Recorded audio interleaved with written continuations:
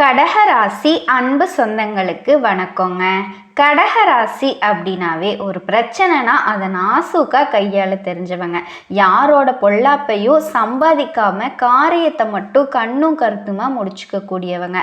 அப்படின்னா ரொம்ப கெட்டிக்காரங்களா அப்படின்னு கேட்டிங்கன்னா கெட்டிக்காரங்க தாங்க.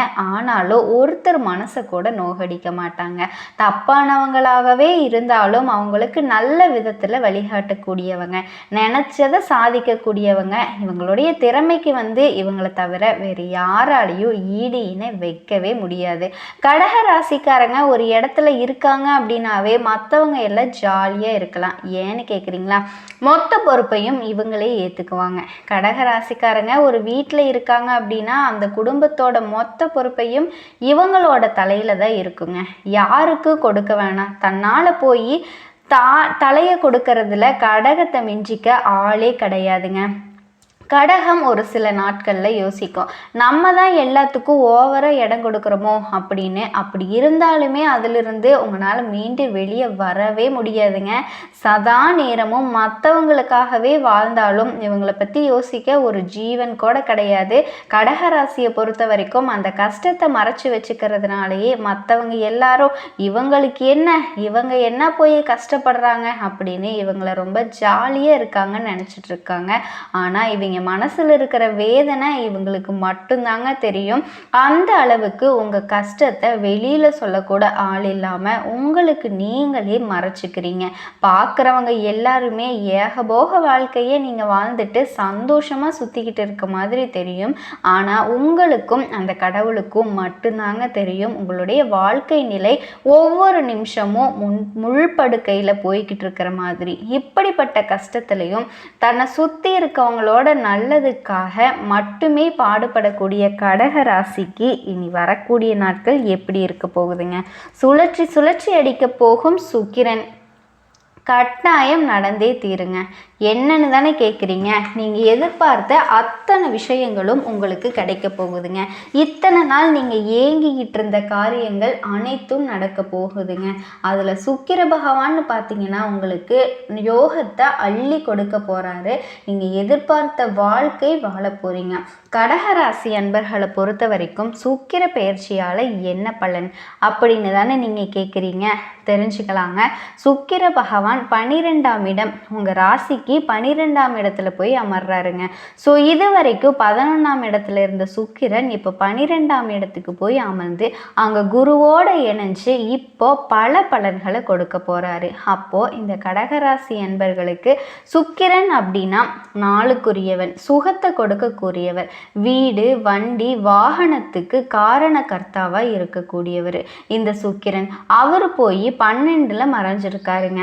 அதே மாதிரி லாபத்தை கொடுக்கக்கூடிய சுக்கிரன் போய் 12ல் இருக்கு. அப்போ நமக்கு விரயத்தை ஏற்படுத்தி விடுமோ அப்படிங்கிற பயம் நிறைய கடகராசி அன்பர்களுக்கு இருக்கும். அப்படியெல்லாம் இல்லைங்க. சுக்கிரனுக்கு குருவும் இணைஞ்சு 12ஆம் இடத்தை வலுப்படுத்துறாங்க அப்படின்னு அங்கே எடுத்துக்கணும். அப்போ விரயம் ஏற்படுத்தும், கண்டிப்பாக விரயம் இருக்குங்க. ஆனால் இந்த விரயம் சுப விரயங்களாக கன்வெர்ட் ஆயிரும் அப்படின்னு தாங்க அர்த்தம். ஓகேவா? அப்போ என்னெல்லாம் பண்ணுவீங்க? உங்களுக்கு பிடிச்ச விஷயத்தை, தனக்கு தேவையான ஆசைகளை பூர்த்தி செய்யக்கூடிய காலகட்டமாக இந்த காலகட்டம் பார்க்கப்படுதுங்க.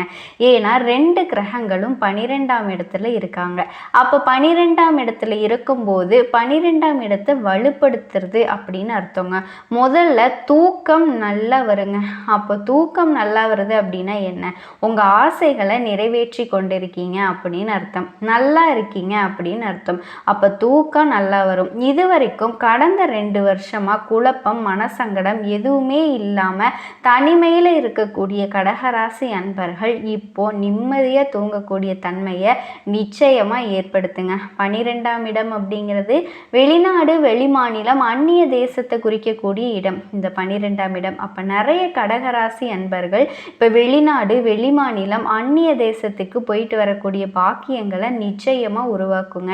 யாரெல்லாம் வெளிநாடு போகணும், வெளிநாட்டில் போய் சம்பாதிக்கணும், வெளிநாட்டில் போய் தொழில் தொடங்கணும், வெளிநாட்டில் இருந்து பணங்களை கொண்டு வரணும் அப்படின்னு என்ன ஓட்டத்தோடு இருக்கீங்களோ எல்லாத்துக்குமே இது பெரும் வெற்றியை கொடுக்க போகுது. ஏன்னா 2 பணக்கார கிரகங்கள், சுக்கிரனாலும் பணம் தான், குருனாலும் பெரிய பணம் தான். அப்போது பணம் அப்படிங்கிறது சேரும்போது அது பெரிய பணமாக மாறுது அப்படின்னு தாங்க அர்த்தம். பொருளாதாரத்தை பொறுத்த வரைக்கும் உங்களுக்கு எந்த ஒரு குறையுமே இருக்காதுங்க. அப்போது தன்னோட ஆசைகளை நிறைவேற்றி கொள்ளக்கூடிய தன்மை இந்த காலகட்டத்தில் நிச்சயமாக உங்களுக்கு இருக்குதுங்க. அப்போ வெளிநாடு, வெளிமாநிலம், அந்நிய தேசம் போயிட்டு வரக்கூடிய பாக்கியங்கள் அது எல்லாமே ஏற்படும். உங்களுக்கு வெளிநாட்டில் வேலை கிடைக்கும், இல்லைன்னா வெளிமாநிலத்தில் மாநிலத்தில் வேலை கிடைக்கும்.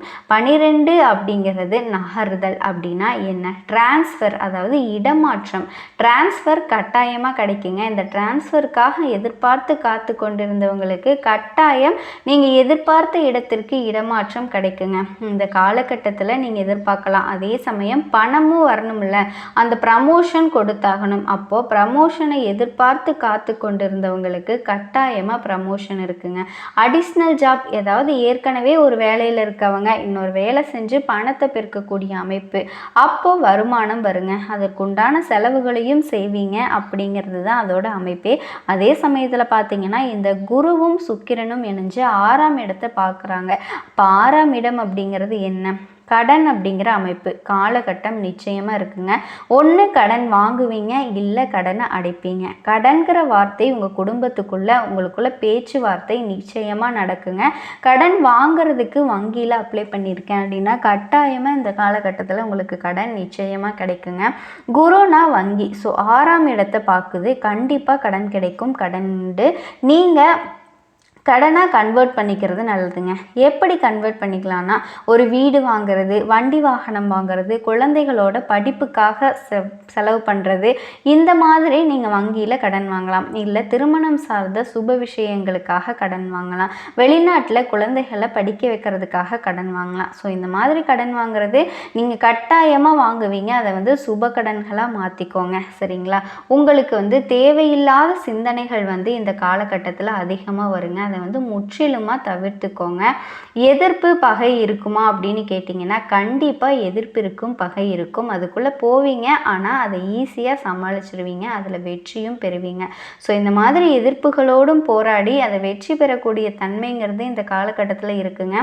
கடந்த 2 வருஷமாக ஒரு போராட்டம் இருக்குது. எதிரியோடு சேர்ந்திருக்கேன், வெளியில் வரவும் முடியல, பணம் பாதிக்கப்பட்டிருக்கு, வேலையை விடவும் முடியல, இருந்தே ஆகணும். இப்போ ஒன்று நீங்கள் அந்த இடத்த விட்டு வெளியேறணும், இல்லைன்னா எதிரிகள் அந்த இடத்த விட்டு வெளியேறிடுவாங்க. ஸோ ஏதாவது ஒரு வகையில் மன நிம்மதியை தரக்கூடிய, ஒரு நல்ல தூக்கத்தை தரக்கூடிய காலகட்டம் தாங்க இந்த கடகத்திற்கு நிச்சயமாக இருக்க போகுது. குரு சுக்கிரன் ரெண்டும் சேர்ந்தாலே பணம். குருனா பெரிய பணம், சுக்கிரனா பண கையிருப்பு. இது ரெண்டுமே சேர்ந்துருக்கு. அப்போ பணத்தால் உங்களுக்கு எந்த பிரச்சனையுமே இல்லைங்க. பண விஷயத்தில் எந்த தொந்தரவும் ஏற்பட போகிறதில்ல. கட்டாயமாக பண வரவு தாராளமாக இருக்குங்க. வெளிநாட்டுக்கு போயிட்டு வரக்கூடிய வாய்ப்பு அதிகமாக உங்களுக்கு கிடைக்க போகுதுங்க. ஆன்மீக வழியிலையும் பணம் வரும். பெரிய மனிதர்களின் தொடர்பு மூலமாக உங்களுக்கு கொடுக்கக்கூடிய அமைப்பு, அவங்க மூலமாக உங்களுக்கு பணம் வருமாங்க. நடக்கக்கூடிய நன்மைகள் வெளிநாட்டு நண்பர்கள் மூலமாகவும் வரும். நீங்கள் எதிர்பார்த்த வாழ்க்கை வாழ போகிறீங்க.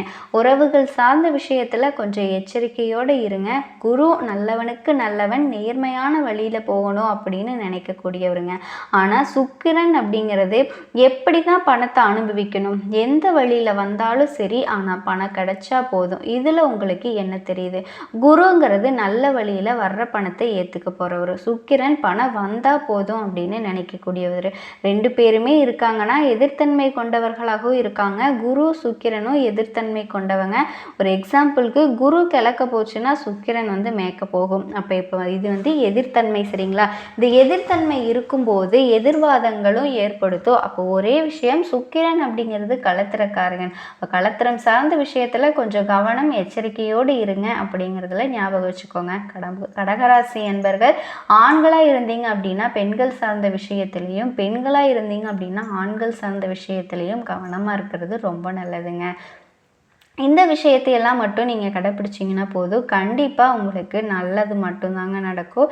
நீங்கள் எதிர்பார்த்த ஏகபோக வாழ்க்கையை வாழ போகிறீங்க. அதே மாதிரி குழந்தை பாக்கியம் இல்லாத கடகராசி அன்பர்களுக்கு இனி வரக்கூடிய நாட்களில் நிச்சயமாக குழந்தை பாக்கியம் கிடைக்குங்க.